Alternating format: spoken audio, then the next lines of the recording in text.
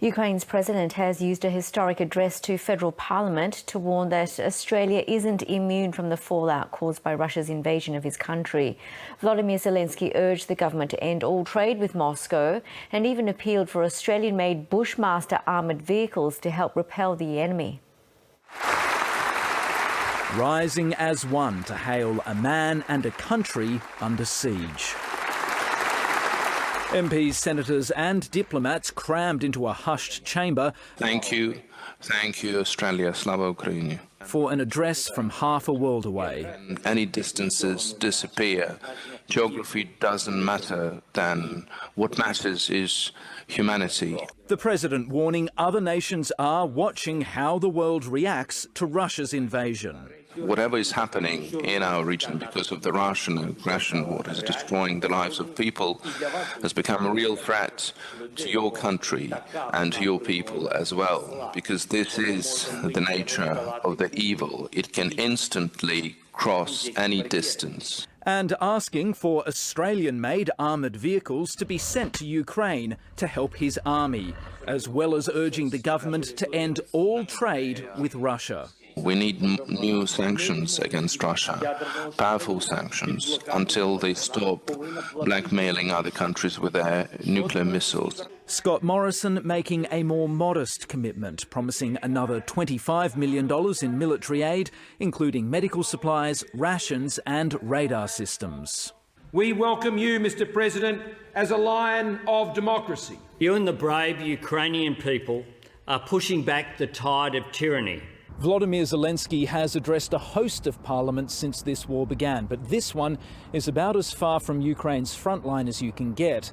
The president wants to signal that his country has allies in the Asia-Pacific as well as in Europe and North America. He might also be hoping that Australia will lean on its friends in Washington to do even more to help. Stephen Jedgetts, ABC News, Canberra. Well, as he was addressing Australia's parliament, Volodymyr Zelenskyy's generals were warning him of a fresh Russian offensive. Despite a pledge of de-escalation from the Kremlin, bomb and artillery attacks have reportedly increased in the past 24 hours. And the number of refugees fleeing the war has now surpassed the worst-case estimate of 4 million. Ukraine's capital under attack again. This time in the firing line, a school in Kyiv's northwest. The Russian army does not distinguish between civilians and military, a school or a hospital. It simply wipes everything in its way. To the north in Chernihiv, there's also no let-up, despite Russia promising to drastically reduce its military assault in the two cities. There's scepticism about some signs the invading troops are on the move. We have seen none of them repositioned to their home garrison, and that's not a small point. 4 million people have now fled Ukraine. We have 7 million IDPs within Ukraine. We have maybe 10 million people trapped and can't move. So actually 4 million, it's massive, but even that doesn't capture the true scale of what we're facing. Heading into Ukraine, there's a steady stream of recruits to the newly formed International Legion. Men like these from Albania and Spain. I'm here because of the Russians who are attacking women and children who have nothing to do with it. The men say they're not afraid. No fear. The Legion only takes recruits with combat experience. The process is quite quick in terms of getting them to our recruitment centre, testing them, making sure they have the experience that they say they have, and then signing a contract with them. Ukraine says that the legionnaires are soldiers and not mercenaries, and it says they receive the same pay and conditions as their Ukrainian counterparts, and if they're captured, Ukraine says they should be treated as prisoners of war. Whether Russia sees it that way is yet to be tested.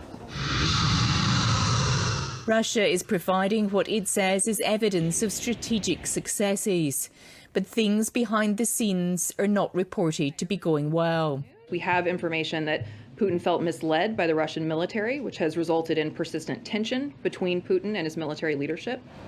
Caught up in it all, Ukraine's kids, like little Dima, who got out of Mariupol but doesn't yet feel safe.